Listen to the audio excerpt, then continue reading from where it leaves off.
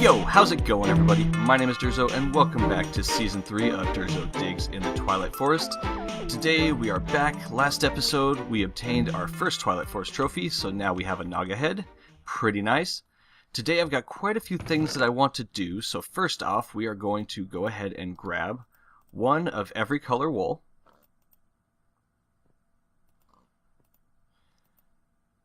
Okay, and just like that, we now have one of every single color of wool. We will head on over here to our buddy the Questram.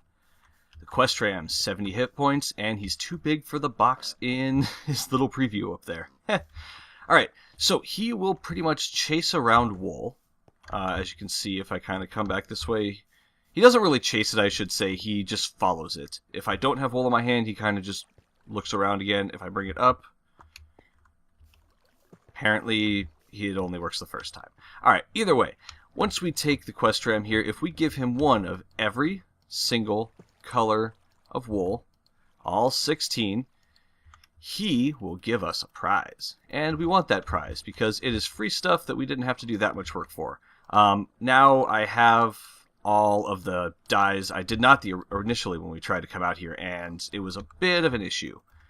So I completely forgot about some of the harder ones to get, like lapis and cactus. But I have found cactus, so we're good there. And what he drops is a crumbled horn, I can't remember, a block of diamond, a block of gold, iron, emerald, and lapis.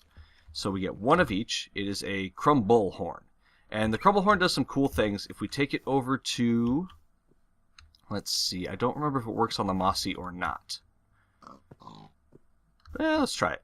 So if we take it onto the stone brick and bam, nope. Okay, it doesn't work. So we're going to have to find some plain. Nope, none here. All right, let's get back and I'll show you what it actually does. Okay, so back over here at the house, I've set up a quick little demonstration here. Hopefully this should work. If I remember right, if I just right click, there we go. See how it turns it into the cracked stone brick. So it kind of crumbles around. There we go. Whoa, whoa, whoa, whoa, whoa. Stop. That is obnoxious. Okay, so apparently it sheep bleats at you while you do it. But it turns the stone into gravel, the gravel into cobble, and it turns the stone bricks into cracked stone bricks. I'm not sure on all the different types of things it works on. I can look that up, but I just haven't at the moment. Let's grab and clean all of this up. And today, we have a couple more things to make. We got a hole in the ground right there. I'll do it later. Let's get in. Next up on the list, we need to get some leather. We need blaze powder. The blaze powder we found, I believe, at the bottom of the Lich Tower or at the bottom of the Dark Tower. We went to both of them, and I can't remember which one we found them in exactly. Unfortunately, with no equivalent exchange, we cannot combine these to make blaze rods anymore, which would have been really handy, but we're going to do the next best thing we have available. Let's see, I have that. Let me go ahead and show you what I'm talking about here. Let's pop that up. This is the Ender Storage mod. The Ender Storage mod is amazing, has really cool chests. The Ender chests are separated by, there are 3 colors on top. I cannot make this right now because I do not have blaze rods. But we can compromise and at least make the Ender pouch. So it takes 4 blaze powder, 3 leather, 1 piece of wool, and 1 Ender pearl. So I think all I'm missing is the wool. Let's make it red. Why not? Red's a good color. So we will go straight across and up like that. 1, 2, 3, and 4. Ender pearl in the center. No, leather. Leather. Hi. There we go. Just like that. So now we have an all red ender pouch. If we made another ender pouch that was all white, actually let's go ahead and do that just for demonstration. Since we have the materials, I can show you the difference right here. Now we have an all white pouch. So this is the cool thing that Ender Storage did. Basically, there are different inventories. Depending on what colors are on the front, you see there's a little 3 lines. So we have 3 white and then 3 red. You could make this red, white, blue. You could make it, for you patriotic people out there, you could make it green, white, red for other countries' patriotic people. All the different kinds of stuff you want to do. But if we are in the red bag, you get this really cool opening icon down here, which shows you this is the one you're in, especially since if you have multiple. We're going to go ahead and throw all of our nice fancy stuff we just got from the Questram in here and close it out. Now, with normal vanilla ender chests, if I opened a different ender chest, it would have the exact same inventory in it. If I open the all-white one, we have a completely different inventory. So, really... wrong way. If we have a really... I lost what I was trying to say. So we have a really cool ability to have a lot of storage on us at all times. And the nice thing about these pouches, if I die for some reason and lose these, I can always just make another one. Well, I would have to go get more blaze powder now because I used all of mine. Probably not the smartest idea in hindsight of what I just did. But if I lose them, all I have to do is make another one and I can get everything back that was in it. I don't believe you can put... No. Oh, you can. Oh, you can put ender pouches within ender pouches. Ooh. That's pretty handy. Okay, so we are going to grab a ton of storage. If we do that and that, now I have all this storage on me at all times. And I figured since we're here today, we're going to make one more. Let's grab ourselves a piece of gold. I have already pre-made 2 iron tough rods. And let's see if I can remember how I was supposed to make this. Gold goes in the center, and I believe it's leather. Perfect. Now we also have our knapsack that we can put on ourselves, not just throw on the ground. And we have even more storage. Alright, now the reason I'm getting all of this storage... Oh, one more thing to get more stuff. We are going to take our adamantite sword that I did not want to use. Let's close that. Because it's just... since I don't have nether quartz, I have no way of making it as strong as a sword. But what we can put on it is this. If we take lapis lazuli, just like we put on the fortune pickaxe to make it give a fortune, lapis works on the swords to give it, what's it called? Looting. That's the word. Alright, give me a sec. Alright, and nearly an entire stack of lapis later, we now have a looting 3 adamantite broadsword, which we are going to take with us. Now, I know I don't really want to put anything else on it, because really I only want this for killing one type of mob, and that's going to be a surprise here in a second. You know what? Let me clean up my inventory, get all ready to go, and I will meet you at today's activity. Okay, so I am all set to go, but there's one thing I forgot to do. We are going to take an item frame, throw it up right there, take our crumble horn, and plop it right in. There we go. I know it's not technically a boss of the Twilight Forest, but it is a major component of the Twilight Forest. It's something really cool that's in here, and it's exclusive. It's a special item you only get from a certain mob, so I'm counting that as a trophy and keeping that for my Twilight Forest collection. Now, if we go ahead and look at the magic map, for some reason it's back. I don't really know why. I haven't checked this one, though, so let's see. That one is now barely has anything on it. Yeah, I don't know what's up with the maps. I really don't. But this is the first one we had. As you can see, we are right here.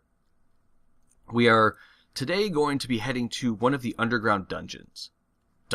Maze. We're going to head to one of the underground mazes today. And if you look at where we are currently, we are actually right in between 2 of them. I'm not going to go to either.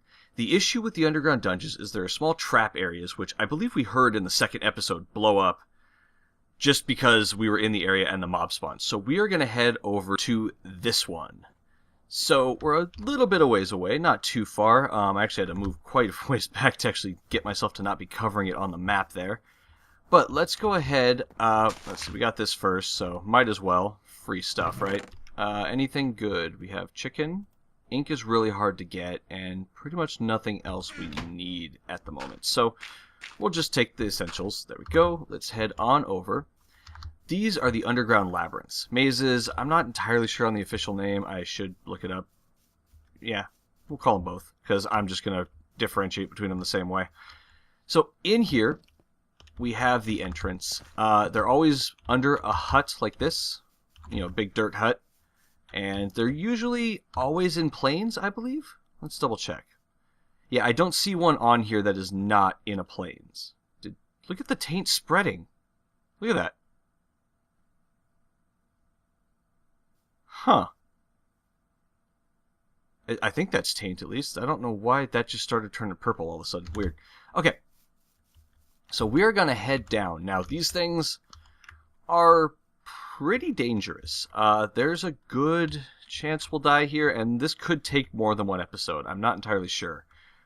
So, we're definitely not going to show everything that happens in here. We've got our arrows on, so we're going to go ahead and switch over to our rope arrow and give ourselves a nice way down.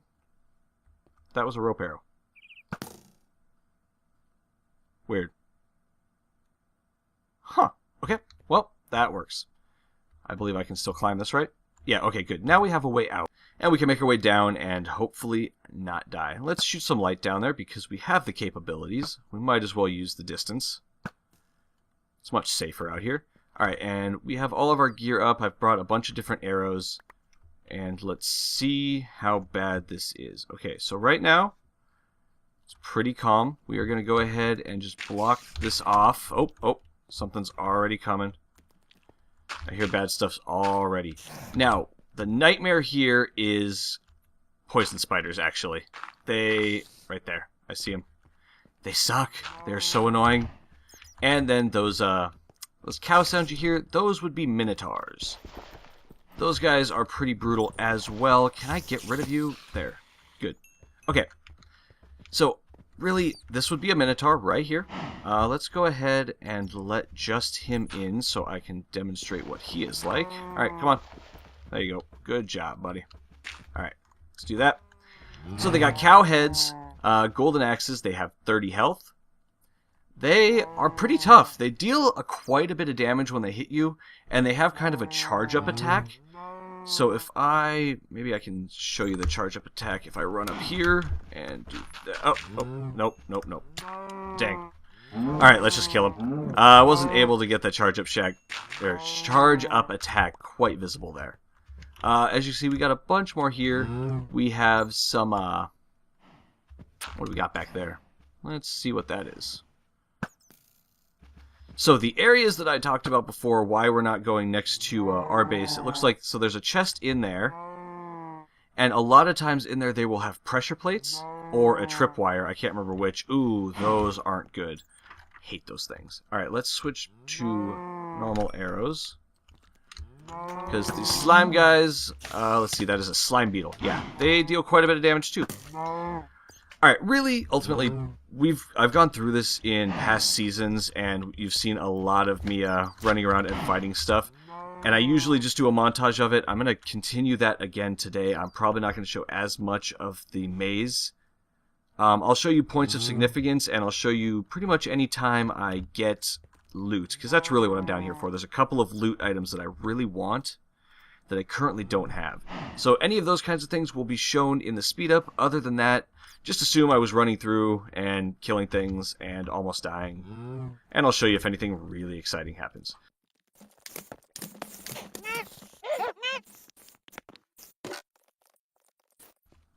Okay, so in here we have another specific area that I would like to show off, because it's not quite just a rotating cast of hallways like the rest of it mostly is. Ow! Right in the face. Get back here. Hey, get back here. We have a room with a Minotaur spawner, and that guy, those guys are not fun. Yep, here's one of the many places where the ravines cut into the mazes. They're always pretty cool looking. But we get more loot. I'm already full. One thing we have here is we have the maze map focus, which I actually need to make, and I completely forgot to bring any paper. So we're going to run home real fast, grab some paper. We'll use that to make the maze, and the maze map, and I will show you that in just a sec. Okay, quick jump through the portal. Let's see, we'll close just that portal. There we go. Went and got some paper, and my inventory, as you can see, is already full. This is why I took the time to make so much storage before we came, because I am really going to be using pretty much all of this, I would say. So we're going to go ahead real fast and make ourselves... Oh. Hang on. Okay, got the inventory cleaned out a little bit, got myself a crafting table made up. We will go ahead and do paper and a blank magic map, or blank maze map. I can read. Come on. I put away my axe, so we'll just use the shovel. Bam. And let's open this up and take a look. So this is going to show us pretty much everything that is on this layer. Mazes consist of two layers. So there's this layer right here. There's a layer below us. If we break through this, which will take a while, give me a sec. It's about as bad as breaking obsidian with a non-enchanted diamond pick, I'd say. You see this layer of bedrock down here. That layer of bedrock spans the entirety of the bottom floor, top, bottoms, and sides, except for one hole somewhere in the maze that we'll find that leads down. So we can't dig to it. The only way is to actually get down there. And once we get down there, we're going to need to make another one of these maps for the lower level so we can go ahead and look around through there. There is some things that are hidden in the walls that you can only find with the map that I would like to get. Let's get some more stuff. Okay, and we have our second maze map focus, so we won't have to worry about finding another one as we go along. Once we get down there, we should be good. The one thing I want to show that we did find, which is awesome, we have one blaze rod. Yes. So that is pretty sweet, and I'm sure we can find more. That is one of the items that I wanted to find down here. There's one other one that I will definitely point out if I get it.